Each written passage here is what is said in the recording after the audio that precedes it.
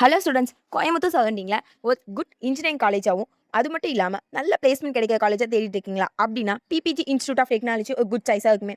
நம்ம காலேஜோட counselling code 2753ங்க. டிஎன்இஏ கவுன்சிலிங் கட் ஆஃப் மூலியமா லாஸ்ட் இயர் என்னென்ன கோர்ஸ்க்கு என்னென்ன கட் ஆஃப்ல சீட் கிடைச்சிருக்குன்னு பார்க்கலாமா?